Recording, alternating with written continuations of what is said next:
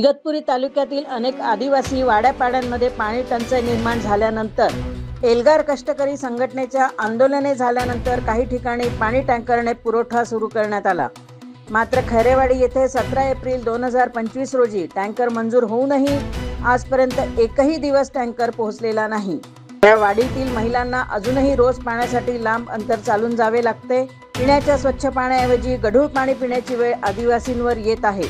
ग्रामस्थांचा सवाल आहे की प्रशासन झोपेत आहे का?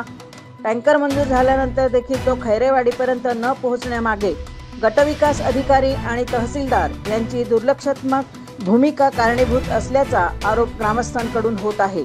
विशेष म्हणजे खैरेवाडी येथे जलजीवन योजनेअंतर्गत तब्बल 1,41,41,00,000 रुपये खर्च करून पाणी पुरवठा यंत्रणा उभारण्यात आली आहे। तरीही आज टँकर प्रस्ताव मंजूर करून देखील पाण्याची वानवा कायम आहे। हे प्रशासनाच्या कार्यक्षमतेवर प्रश्नचिन्ह निर्माण करणारे आहे।